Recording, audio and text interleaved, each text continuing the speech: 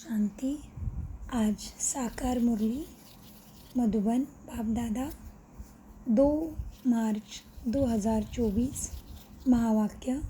मीठे बच्चे, ये नॉलेज बिल्कुल शांति की है। इसमें कुछ भी बोलना नहीं है, सिर्फ शांति के सागर बाप को याद करते रहो। मतलब बाबा कहते हम कभी कभी किसी को समझा ऐसे लगता है ना कि हम इसको ज़्यादा समझाएंगे तो ये जल्दी आगे बढ़ेगा पुरुषार्थ में। इसलिए बाबा कहते कोई नहीं, अपनी शांति स्वधर्म में स्थित हो और बाप को याद करो, क्योंकि ये नॉलेज बिल्कुल शांति की है। इसमें कुछ भी बोलना नहीं है, सिर्फ शांति के सागर बाप को याद करते रहो। प्रश्न, उन्नति का आधार क्या है? बाप की शिक्षाओं को धारण कब कर सकेंगे? उत्तर, उन्नति का आधार है प्यार। एक बाप से सच्चा प्यार चाहिए। नज़दीक रहते भी यदि उन्नति नहीं होती है तो ज़रूर बाप के अंदर तुम्हारी लव की कमी है। बाप से इतना प्रेम जुटा नहीं है। लव हो तो बाप को याद करें। याद करने से सब शिक्षाओं को धारण कर सकते हैं। उन्नति के लिए अपना सच्चा चार्ट रखो। उन्नति के लिए अपना सच्चा चार्ट लिखो। बाबा से कोई भी बात छिपाओ नहीं। आत्माभिमानी बनते खुद को सुधारते रहो और बाबा से बात नहीं छिपाओ, चार्ट लिखो। तो क्या होता है, लिखने से रियलाइज़ होता है कि अच्छा हमसे आज इतना याद हुआ और इतना याद नहीं हुआ तो कल क्या करना है। तो कंपैरिजन भी करने आता है कि मेरा पुरुषार्थ आगे बढ़ रहा है कि नहीं, और हमें समझ में भी नहीं आता है कि कैसे स्वयं को आत्माभिमानी स्थिति में हम क्या करें, स्थित करें। ओम शांति। बच्चा अपने को आत्मा समझकर बैठो और बाप को याद करो। बाबा पूछते हैं, जब भी कहा सभा में भाषण करते हो तो घड़ी घड़ी यह पूछते हो कि तुम अपने को आत्मा समझते हो या देह? अपने को आत्मा समझकर यहाँ बैठो। आत्मा ही पुनर्जन्म में आती है। अपने को आत्मा समझकर पिता परमात्मा को याद करो। बाप को याद करने से ही तुम्हारे विकर्म विनाश होंगे। इसको योग अग्नि कहा जाता है। निराकार बाप निराकारी बच्चों को कहते हैं, मुझे याद करने से तुम्हारे जन्म जन्मों के पाप कट जाएंगे और तुम पावन बन जाएंगे। फिर तुम जीवन मुक्ति को पाएंगे। सभी को मुक्ति के बाद जीवन मुक्ति में आना ज़रूरी है। तो घड़ी घड़ी यह कहना पड़े कि अपने को आत्मा निश्चय करके बैठो। भाइयों और बहनों, अपने को आत्मा समझ बैठो और बाप को मन बुद्धि से याद करो। यह फरमान बाप ने दिया है। यह है याद की यात्रा। बाप कहते हैं, मेरे साथ बुद्धि योग लगाओ तो तुम्हारे जन्म जन्मों के पाप भस्म हो जाएंगे।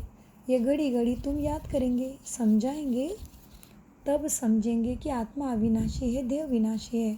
अविनाशी आत्मा ही विनाशी देह धारण कर पाठ बजाय एक शरीर छोड़ दूसरा लेती है। आत्मा का स्वधर्म शांति है। वह अपने स्वधर्म को कहीं कब नहीं जानती है। अब बाप कहते हैं, मुझे याद करो तो विकर्म विनाश होंगे। मूल बात यह है, पहले तुम बच्चों को यही मेहनत करनी है।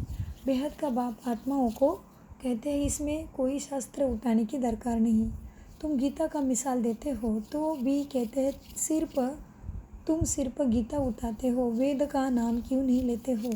बाबा ने कहा, उनसे पूछो, वेद किसी शास्त्र का धर्म, वेद किस धर्म का शास्त्र है? फिर कहते हैं आर्य धर्म का। आर्य किसको कहते हैं? हिंदू धर्म तो है ही नहीं। आदि सनातन तो है ही देवी देवता धर्म। फिर आर्य कौन सा धर्म है? आर्य तो आर्य समाजियों का धर्म होगा। आर्य धर्म तो नाम ही नहीं है। आर्य धर्म किसने स्थापन किया? तुमको वास्तव में गीता को भी नहीं उठाना है। पहली बात है, अपने को आत्मा समझ बाप को याद करो तो सत्व प्रधान बन जाएंगे। इस समय सब है तम प्रधान। पहले तो बाप को ही परिचय सबको देना है। बाप महिमा भी बाप की करनी है। यह भी तुम तब कह सकेंगे जब तुम खुद बाप को याद करते रहेंगे। इस बात की बच्चों में कमज़ोरी है। बाबा हमेशा कहते हैं, याद की यात्रा का चार्ट रखो। दिल से हर एक पूछे कि हम कहाँ तक याद करते हैं। तुम बच्चों के दिल में आता खुशी रहनी चाहिए। तुमको अंदरूनी खुशी होगी तो दूसरे को भी समझने का असर होगा। पहली मूल बात यही कहना है कि भाई और बहनों, अपने को आत्मा समझो। ऐसे और कोई सत्संग में नहीं कहेंगे। वास्तव में सत्संग कोई है नहीं। सत का संग एक ही है, बाकी है कुसंग। या है बिल्कुल नहीं। बात वेदों से तो कोई धर्म स्थापन हुआ ही नहीं है, तो हम वेदों को क्यों उठाए? कोई में भी ये नॉलेज नहीं है। खुद ही कहते हैं नीति नीति मना, हम ना अंत को जानते ना आदि को जानते, मना नीति नीति। खुद ही सभी साधु सन्यासी ऋषि मुनि क्या कहते गए? नीति नीति और ब्रह्म में लीन होना है ना, और मुक्ति जीवन मुक्ति मांगते रह गए। तो बाबा कहते खुद ही कहते नीति नीति अर्थात हम नहीं जानते। तो क्या हुआ? नहीं जानने वाले को नास्तिक कहेंगे ना। अब बाप स्वयं कहते आस्तिक बनो, अपने को आत्मा समझो। सत्य आस्तिक, सत्य के अस्तित्व को जानो, चक्र को जाना माना आस्तिक बनो, अपने को आत्मा समझो। ये बातें गीता में कुछ है, वेद में तो है ही नहीं कुछ भी। वेद उपनिषद तो ढेर है, अब वह किस धर्म का शास्त्र है? मनुष्य तो अपनी बातें करते हैं। और दूसरी एक चीज़, आस्तिक शब्द का बड़ा महत्व भी है, क्योंकि हमारे यहाँ पंडित जी कहते थे पहले, अगर आपके घर में डर लगता है या आपके घर के आसपास बहुत सारे सांप बिच्छू कुछ भी जानवर आते रहते हैं, तो अपने दीवारों पे भस्म वाइट रहता है ना, तो भस्म से आस्तिक आस्तिक लिखो। और ऐसे लोग, इतना आस्तिक शब्द में ताकत है। तो आस्तिक का अर्थ क्या है? अपने को आत्मा समझो और फिर बाप को भी याद करना है। हाँ, तो बाबा कहते क्या हुआ? अस्तित्व को जानो, सत्य को जानो, आस्तिक। और ये बातें गीता में कुछ है, वेद में नहीं है। वेद उपनिषद तो ठहरे, अब वह धर्म किसके शास्त्र के? वो धर्म कौन से धर्म के शास्त्र है? मनुष्य तो अपनी बात करते हैं, तुमको किसी को भी सुनाना नहीं है। बाप तो सहज समझाते हैं, अपने को आत्मा समझ, बाप को याद करो तो पावन बन जाएंगे। इसलिए वर्ल्ड की हिस्ट्री जोग्राफी जानना है। तुम्हारा ये त्रिमूर्ति गोला है मुख्य, इनमें सब धर्म आ जाते हैं। पहले देवी देवता धर्म बाबा ने कहा है, त्रिमूर्ति गोला बड़ा बड़ा बना कर दिल्ली के मुख्य स्थान पर, जहाँ आना जाना बहुतों का है, वहाँ लगा दो। तीन सीट पर हो, तीन सीट पर हो। सीढ़ी में तो और धर्म का नहीं आता है, मुख्य है, 2 चित्र है, समझाना ही इस पर है। पहले है बाप का परिचय, बाप से ही वर्षा मिलता है। इस बात का निश्चय करने बिगर तुम्हारा कोई भी कुछ भी कोई, बाबा कहते इस बात का निश्चय करने बिगर तुम्हारा कुछ भी कोई समझ नहीं सकेगा। एक बाप को नहीं समझा तो दूसरे चित्र पर ले जाना ही फालतू है। अल्प को समझा बिगर कुछ भी समझेंगे नहीं। बाप के परिचय बिगर और कोई बात ना करो। बाप से ही बेहद का वर्षा मिलता है। बाप ख्याल करता है, ऐसे सहज बात क्यों नहीं समझते हैं? तुम्हारा आत्मा का बाप है शिव, उनसे ही वर्षा मिलता है सुख शांति का। तुम सब आपस में ब्रदर्स हो। जब इस बात को भूलते हो तब तमो प्रधान बन जाते हो। अब बाप को याद करो तो सत्व प्रधान बन जाएंगे। मूल बात है रचता और रचना को जानना। कोई भी नहीं जानते, ऋषि मुनि भी नहीं जानते। तो पहले बाप का परिचय दे, सबको आस्तिक बनाना है। बाप कहते हैं मुझे जानने से तुम सब कुछ जान जाएंगे। मुझे नहीं जाना तो कुछ भी नहीं समझेंगे। मुक्त तुम अपना समय वेस्ट करते हो। चित्र आदि जो भी ड्रामानुसार बने वह ठीक है, परंतु तुम इतनी मेहनत करते हो फिर भी किसी की बुद्धि में नहीं बैठता है। बच्चे कहते हैं बाबा क्या करें, समझाने से कोई नहीं समझते हैं, क्या करें? क्या हमारे समझाने में कोई भूल है? बाबा फट से कहते हैं हाँ भूल है। क्यों? अल्प को नहीं समझा है, फट से रवाना कर दो। बाबा कहते हैं अल्प को नहीं समझा है तो फट से रवाना कर दो। बोलो, जब तक बाप को नहीं जाना तब तक तुम्हारी बुद्धि में कुछ भी बैठेगा नहीं। तुम भी जब देह अभिमानी अवस्था में नहीं रहते हो, हाँ कौन सी? देही अभिमानी माना आत्मा अभिमानी की अवस्था। तुम भी जब देही अभिमानी अवस्था में नहीं रहते हो तो आंखें क्रिमिनल रहती है। सिविल तब बनेगी जब आत्मा को या अपने को आत्मा समझेंगे। देही अभिमानी होंगे तो फिर तुमको आंखें धोखा नहीं देगी। तुम जब देही अभिमानी, देह का नहीं देही, तुम जब देही अभिमानी होंगे तो तुमको आंखें धोखा नहीं देगी। देही अभिमानी नहीं तो माया धोखा देती रहेंगी। इसलिए पहले तो आत्मा अभिमानी बनना है। बाप कहते हैं अपना चार्ट दिखाओ तो मालूम पड़े। अगर अभी तक झूठ आप गुस्सा है तो अपना ही सत्यानाश करते हो। बाबा चार्ट देखकर समझ जाते हैं कि यह सत्य लिखा है या असत्य, या अर्थ भी नहीं समझा है। सब बच्चों को बाबा कहते चार्ट लिखो। जो बच्चे योग में नहीं रहते वह इतनी सर्विस भी नहीं कर सकते, जौहर नहीं भरता। भला बाबा कहते कोटों में कोई निकलेगा, परंतु जब तुम खुद ही योग में नहीं रहते तो दूसरे को फिर कैसे कहेंगे। सन्यासी कहते सुख काकविष्टा समान है इस संसार में, वो सुख का नाम ही नहीं लेते। तुम जानते हो भक्ति आता है, इसमें कितना आवाज़ है। तुम्हारी नॉलेज तो बहुत शक्ति है, तुम्हारी नॉलेज में शक्ति है। बोलो शांति का सागर तो बाप ही है, अपने को आत्मा समझ, बाप को याद करना है। बाप कहते मन मना बहु अक्षर भी नहीं कहो, हिंदुस्तान की है हिंदी भाषा, फिर संस्कृत भाषा क्यों, फिर संस्कृत दूसरी भाषा क्यों।